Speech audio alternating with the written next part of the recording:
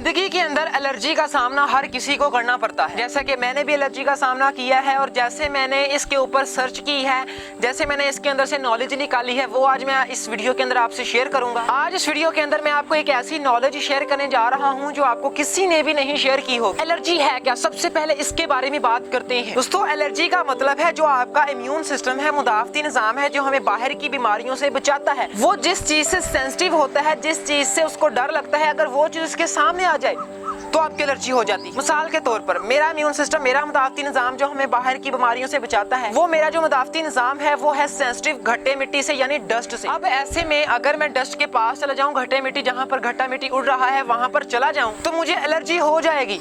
यानी इससे आपको ये पता चला है कि एलर्जी का कोई परमानेंट सोल्यूशन नहीं है, कोई ट्रीटमेंट कोई नहीं है, कोई रेमेडीज नहीं है कि ये नुस्खा मैं आपको बता दूं और आपकी एलर्जी ठीक हो जाएगी।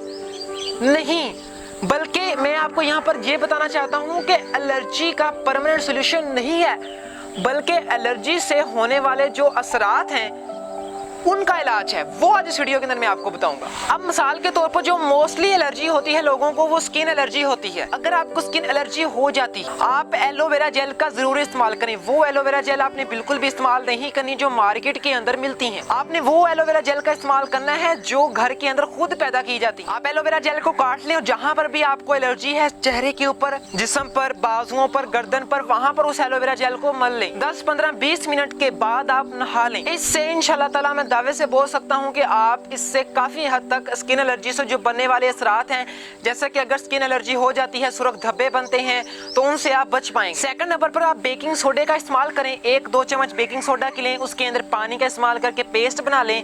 अगर आपको स्किन एलर्जी है, उस पेस्ट को आप उस जगह पर लगा दें और ऊपर से पट्टी बांध दें। 20 आधे घंटे के बाद आप उस पट्टी को उतार कर उस हिस्से को धो लें। अगर आप ऐसा करेंगे, इंशाल्लाह ताला इससे भी आपको काफी ज्यादा फर्क पड़ेगा। तो मैंने इस तरीके को इस्तेमाल किया है, मुझे यकीन करें फायदा मिला है। आप भी इस्तेमाल करेंगे, आपको भी फायदा मिलेगा। थर्ड नंबर पर आप सरसों के तेल का इस्तेमाल करें, कोकोनट ऑयल का इस्तेमाल करें। इन दोनों तेलों में से किसी भी तेल का आप इस्तेमाल कर सकते हैं। किसी चीज लड़ने की वजह से जिस्म पर एलर्जी हो जाती थी, जब एलर्जी हो जाती थी तो पूरे जिस्म के ऊपर सुर्ख धब्बे बनने शुरू हो जाते थे, तो घर वाले कहते थे कि सरसों का तेल लगाएं। तो हम सरसों का तेल लगाते थे, 15-20 मिनट के बाद उसके बाद हम नहा लेते थे। ऐसे में क्या होता था कि आपको उससे काफी हद तक फर्क पड़ता था। अगर आप सरसों के तेल का इस्तेमाल करते हैं, अगर आपको एलर्जी हो जाती है, तो यकीन करें आपको सरसों के तेल से भी फर्क पड़ सकता है। अगर आपको स्किन के ऊपर एलर्जी है तो आप सरसों का तेल स्किन के ऊपर ना लगाएं, आप वहां पर एलोवेरा जेल का इस्तेमाल कर सकते हैं। अब आखिर पर मैं इस सारी बातों को कवर अप करने जा रहा हूँ, ये है कि एलर्जी का कोई परमानेंट सोल्यूशन नहीं है। एलर्जी का परमानेंट सोल्यूशन यही है कि आप जिस चीज से आपको एलर्जी है वहां पर पक जाएं, उस चीज से अपना कांटेक्ट ना करें। लेकिन अगर एलर्जी हो जाती है, उस एलर्जी से जो बनने वाले असरात हैं, सुर्ख धब्बे, बुखार, नज़ला, जुकाम अक्सर होता है। ज्यादातर स्किन एलर्जी ही होती है जिस्म पर सुर्ख धब्बे ही बनते हैं। तो उसकी रेमेडीज मैंने आपसे शेयर कर दी हैं। अगर आपको है, आप एक बार ट्राई जरूर करके देख लीजिएगा।